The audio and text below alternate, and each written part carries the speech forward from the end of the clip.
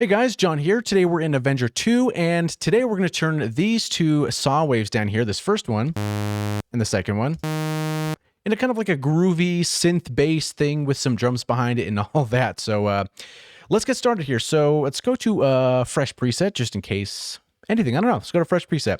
So we have a saw wave. And let's change this to a square wave. So we can just scroll here on these arrows. And generally, there's a really nice sweet spot for the square wave. And specifically here in Avenger, it's around 15, 16%. Kind of listen to the low end for this.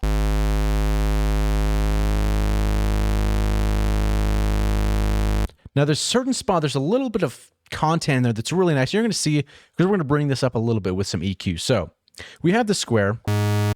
And if we play what we have, we're kind of getting there. So let's first turn on our ARP here and let's see how that sounds. Okay, so we need to adjust some envelopes here. Bring our sustain down and kind of adjust that decay and the decay curve. So it's kind of more like a plucky kind of thing going on. And now we need to drop this down by an octave. We can scroll wheel that once here. So we have something like that. Okay, so now let's change out our filter. Now, generally for this, I do like this Nexus Low Pass 12 for bass. We can bring this all the way down. And we don't really hear anything, so we got to give it some depth here. Something like that. Maybe a little bit of resonance. Not too much, just a tad bit. And maybe a little bit of drive. Okay, so we're in a pretty good spot here. So one of the next things I do want to do is bring in an EQ and kind of just sculpt the sound a little bit here.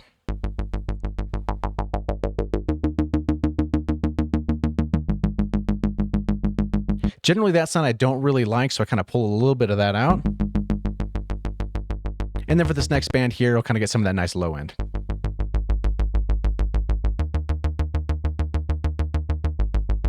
Especially there, it's really nice. Okay, so we have a little bit of EQ there, and then what we can do as well is we can right-click here, go to a compressor, and I like doing 8 to 1, especially for bass, and let's dial this guy in.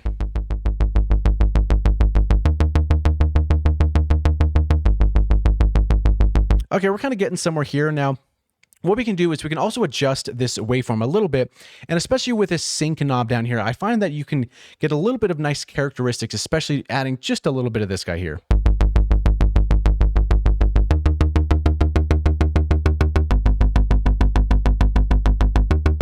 Somewhere kind of around there. Now, I've done this patch quite a few times, and I know it's once these two are so close together like that, it really starts sounding nice. And I guess the percentage is about 12.22%, because a little bit more it starts to kind of break.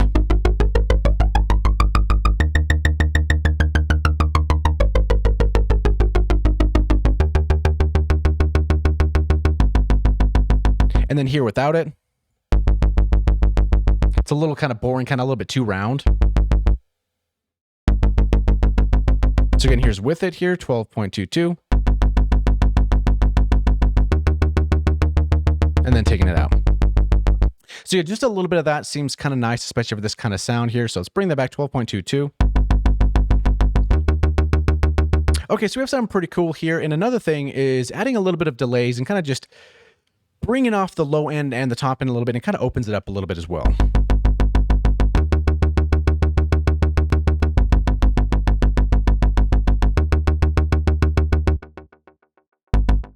Just a little bit like that. And we can even do stuff with the bitrate if we wanted to.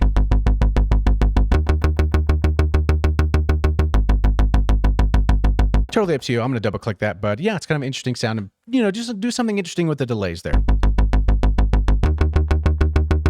Okay, so we have this here. Now, what I like to do, especially in Avenger, since drums are so accessible, is if I have some kind of rhythmic thing going on, I kind of like to bring in a little bit of drums to see how this would sound with it. So for these drums, I do like in the Synthwave 3 category. Let's see what this behemoth sounds like here. Or was it the bumper? Yeah. Okay, so that next note, it doesn't trigger the drums, so we have to go to the zones here, and let's just bring down our drums a little bit further like that or something.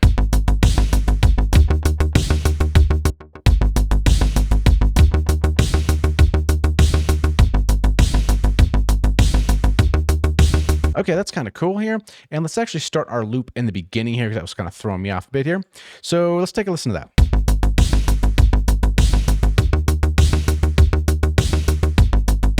Okay, so another thing that I do want to add to this, so we're here in the ARP, right? Because we have our first oscillator going to this ARP. Now, it's nice that how this sounds rhythmic, right, and repetitive, but it's a little bit too repetitive, especially on the velocity. So what we can do is we can grab here in the shaded lines here and kind of just make some just different adjustments here.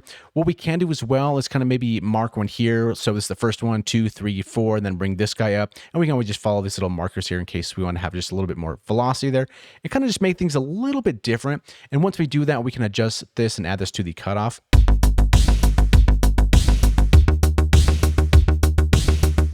So we muted the drums there.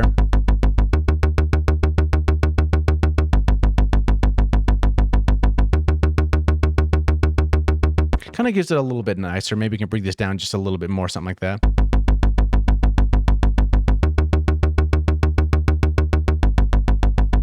And then with the drums again.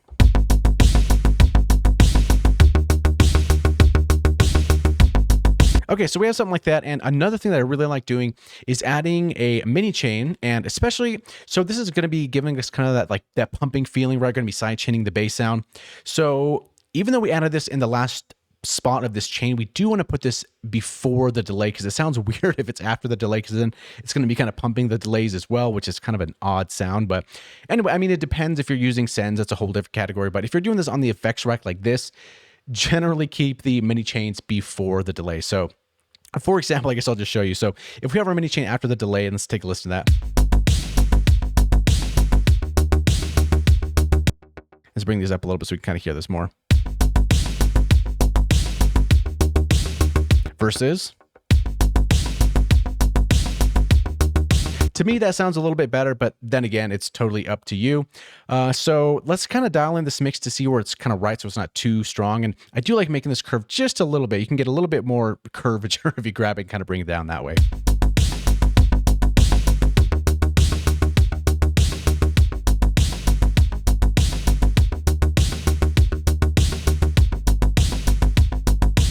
Okay, so we have something like that. It's pretty groovy. It's pretty cool. Now, if I was going to be controlling something like this, I would maybe want to put this mix knob here on a macro for whatever reason.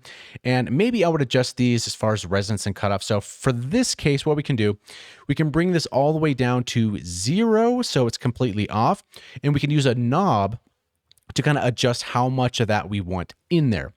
Or what we can do, we can always bring this as a button. So if we want to just say, okay, turn sidechain on, turn sidechain off, I don't want to have to worry about settings. I just want to toggle. And sometimes it's actually kind of nice to have this on a button. So what we could do is we can drag and drop this guy here on the mix. And I think anywhere between maybe 60 and 75 is kind of a good range. So here in this value, let's put 75. That's probably a good thing there. So once we toggle this on, this is going to just go over here to 75. We click it here, it's going to go off. And then let's relabel this as side chain. Okay, so we have something like that. Now, if we play this again,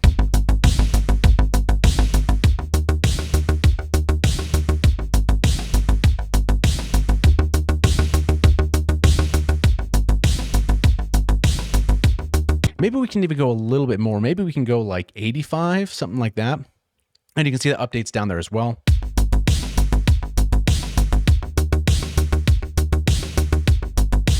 Okay, that's actually kind of cool.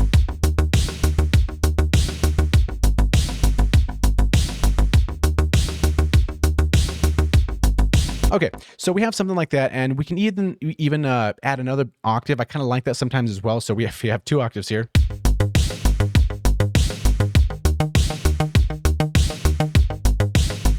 Kind of cool as well. So this is a pretty simple patch. It's really just that square wave, kind of moving it a little bit of pulse and then adding some sync. Then some of these effects here in this mini chain really kind of does bring things in.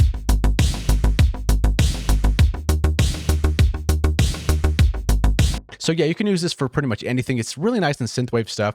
And then like if we just added another version or another instance here of Avenger, you can just do some interesting kind of like, I don't know, some vintage lead with this guy. So we have this, maybe we can add another oscillator. And maybe on the first one here on the fine tuning, we can right click and turn this a little bit to the left. So we have this random pitch.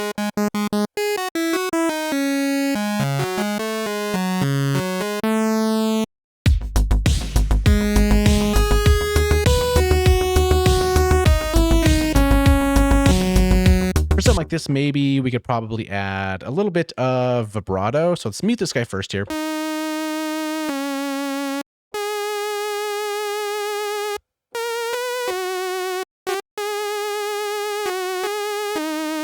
Even though it's kind of fast, it's kind of interesting. So maybe we can fade this in a little bit. We can try that one out here. So this rate's 7.98. So you know what we can actually do? 7.98. Yeah, you know, let's just match it. 7.98. And then the amount, what do we have here? 35. We can go 35, something like that here. And then that's a good amount. A good amount for a good amount. And then 302 for the fade in, something like that. I guess that's fine. And then unmute this guy. Maybe that's a bit much. Maybe we can bring the amount down just a little bit. Maybe 20%, something like that.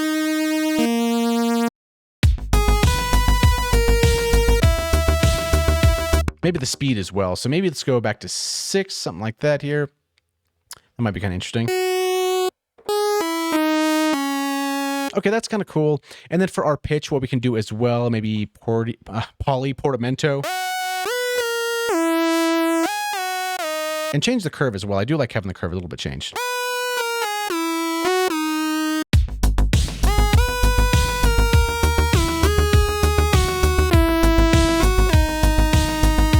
Okay, now we need to thicken this guy up just a little bit here. Maybe on the first one we can add some unison.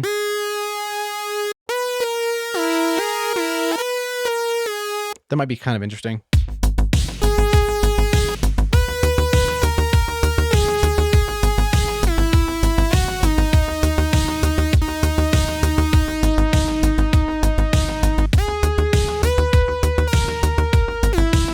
A little bit of release here as well.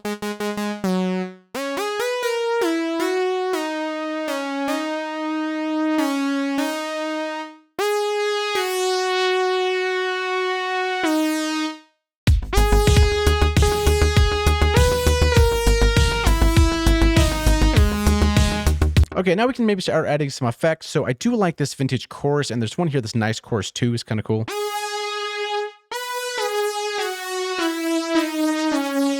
And of course, a little bit of delay, bring those in, bring that in as well.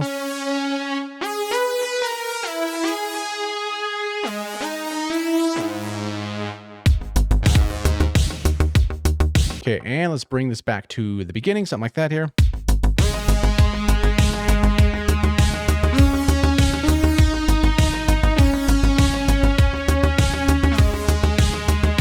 And maybe we can EQ this to kind of sculpt the sound a little bit more here. So in our EQ, let's bring this guy up. And I don't really want so many low frequencies there. So maybe I might do a little bit of a high pass. And maybe high shelf this guy.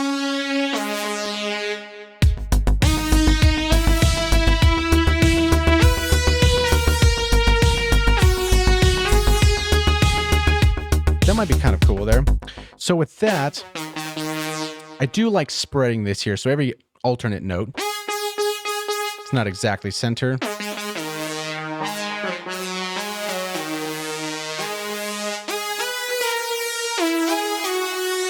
And we can add some reverb here at the end, maybe some vintage verb here.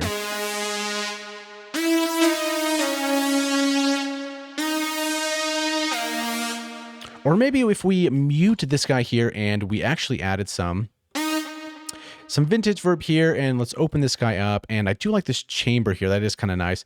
Maybe make this a little longer.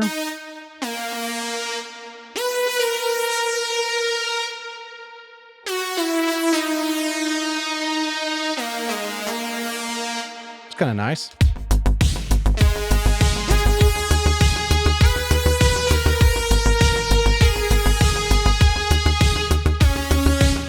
Okay, so now we have a pretty approximate lead here. So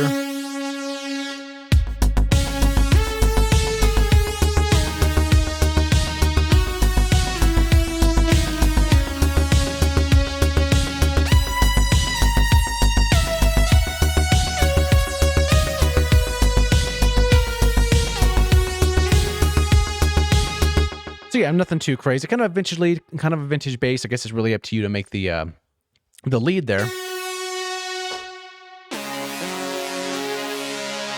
That might be kind of interesting as an ARP, maybe, I don't know.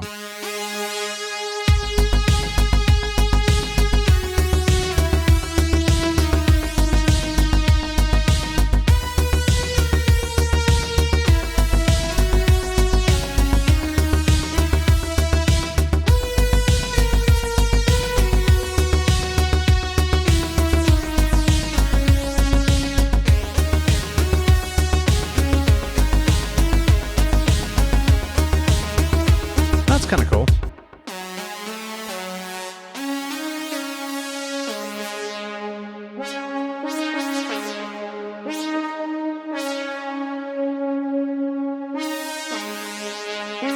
And maybe I would put this this cutoff on maybe on a macro.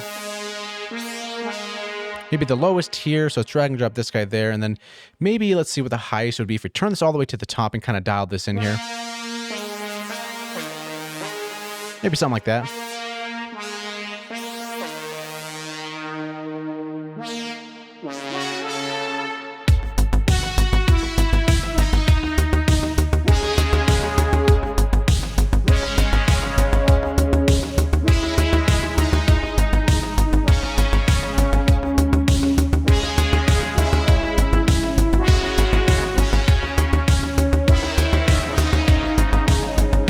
Maybe we can give a little bit back of this high pass.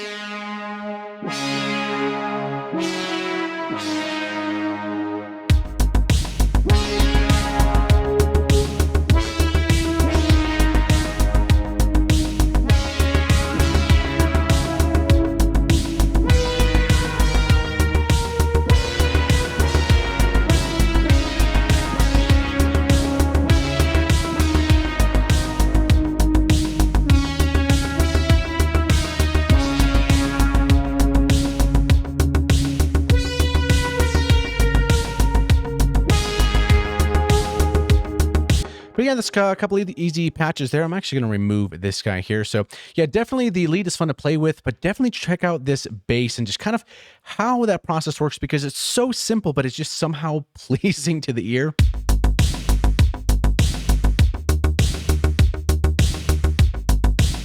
Yeah, and especially if we open this guy up here, if we look at the filter, this one here, this Nexus 12 for bass, I especially like. Also, if we go here as well, I like the IRS one as well. That one's kind of nice.